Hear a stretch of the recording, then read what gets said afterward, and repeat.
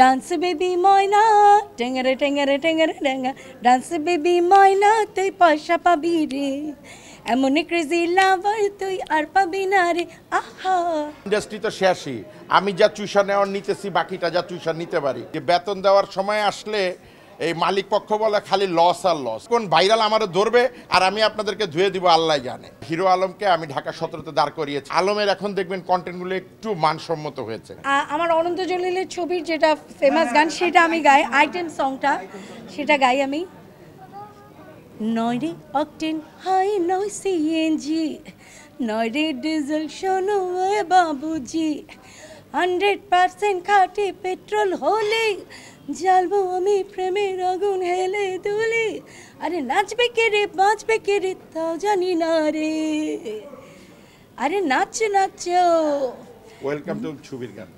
হ্যাঁ না, নিঃস্বার্থ ভালোবাসা। ওরে নিঃস্বার্থ ভালোবাসা। ডান্স বেবি ময়না টেঙ্গারে টেঙ্গারে টেঙ্গারে টেঙ্গা ডান্স বেবি ময়না তুই পয়সা পাবি রে এমন ক্রেজি লাভার তুই আর পাবি না রে আহা।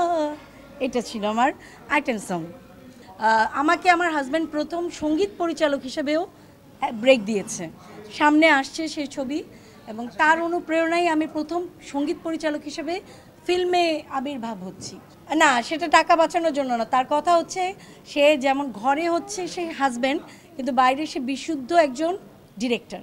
রেমুনারেশনও দিয়েছে এবং আমাকে সে ওয়ার্নিংও দিয়েছে, যদি গান পছন্দ না হয় গায়কী অথবা কম্পোজিশন আমি অবশ্যই তোমাকে বাদ দিয়ে আমি অন্য কোনো মিউজিক ডিরেক্টর বা অন্য কোনো শিল্পী নিব, সেক্ষেত্রে তুমি কিন্তু আমাকে কোনো ধরনের কোনো আর্গুমেন্ট করতে পারবা না, এটা সে বলে দিয়েছে। এইটা আমি আসলে অবগত হয়েছি বেশ কয়েকজনের কাছ থেকে, যে অনেক প্রতিষ্ঠান 3 দিনের দিয়েছে আর অনেক প্রতিষ্ঠান 5 দিনের দিয়েছে, আবার অনেকে আবার 9 দিনের দিয়েছে নাকি, কিছু কিছু সরকারের সাথে একত্রতা করে। তখন আমার মনে হয় যে যারা 3 দিন ছুটি দিচ্ছে তারা বেতন বোনাসটা ফুল দিছে কিনা, কারণ আমি দীর্ঘদিনের একটা কর্পোরেট চ্যানেলের সাথে ছিলাম, আপনারা জানেন। আমরা দেখছি যে বেতন দেওয়ার সময় আসলে এই মালিক পক্ষ বলে খালি লস আর লস, কিন্তু মালিক পক্ষের একটা জিনিস দেখবেন, প্রথমে যদি টয়োটা কার থাকে পরে কিন্তু পারেডও হয়ে যায়, পাজেরও হয়ে যায়, মানে পরে আবার বিএমডাব্লিউ অনেকের হয়। তো আমি তাদের উদ্দেশ্যে বলতে চাই, দেখেন আমার আর এখন কোনো ভয় নাই, আমি একদম ডিজিটাল মিডিয়ায় ঢুকে গেছি, কিন্তু আমার ভাই ব্রাদার যারা কাজ করে এদের পক্ষে আমি সারা জীবন আসি, লড়বো। আপনারা বেতন বোনাস যা আছে এটাও ঠিক মতো দিবেন এবং দয়া করে ছুটিটা ঠিক মতো দিবেন, কারণ তা না হলে আবার কোন ভাইরাল আমারও ধরবে আর আমি আপনাদেরকে ধুয়ে দিব আল্লাহ জানে।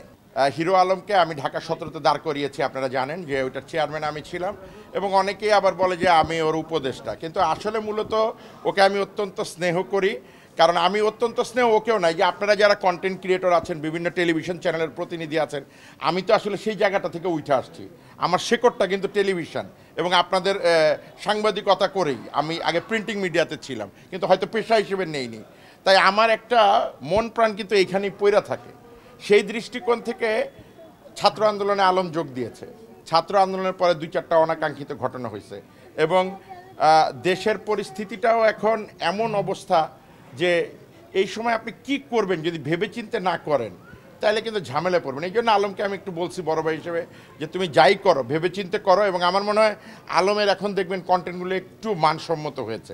আমি জানি না আপনারা একমত হবেন কিনা, এবং আশা রাখছি ভবিষ্যতে ওর কন্টেন্ট আরও মানসম্মত হবে।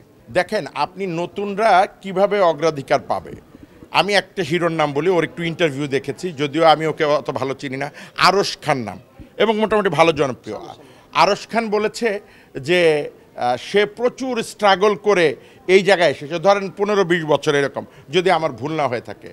তো কেন পাইনি, কারণ এর আগে আমরা অপূর্ব, নিশু বা মোশাররফ করিম এদের পিছনে দৌড়াইছি।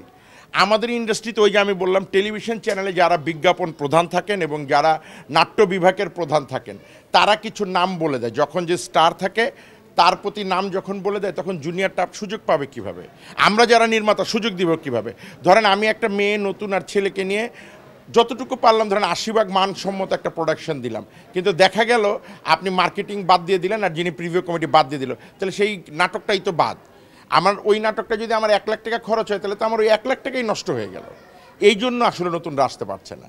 একই সিস্টেম সিনেমাতে হচ্ছে কীরকম এটা আমি বলবো, ধরেন একটা সিনেমাতে কাউকে যদি লগ্নি করে কেউ লস দিয়ে আগায় নিয়ে যায় ঠিক এরপরের সিনেমাটা যখন হিট হয়ে যায়, নায়ক নায়িকারা গরম হয়ে যায়, ওনারা তাদের রেমুনারেশন তখন 5 লাখ 7 লাখ হয়ে যায়।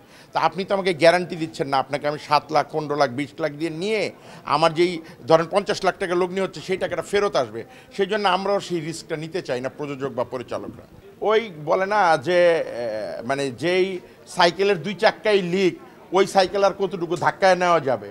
ও চিন্তা করতেছে ইন্ডাস্ট্রি তো শেষই, আমি যা চুষা নেওয়ার নিতেছি, বাকিটা যা চুষা নিতে পারি, এর চেয়ে আর বেশি কিছু বলার নেই। আগে প্রায় আমাদের সিনেমা হলের সংখ্যা ছিল 700 উপরে, 700+। আমি যখন সুভাষ দত্ত বুলবুল আমাদের অ্যাসিস্ট্যান্ট, তখনও আমি শুনেছি প্রায় 350-র মতো হল ছিল। আর এখন 1350 মতো হল ছিল, আর এখন সেইটা এসে 70-এ পৌঁছাইছে।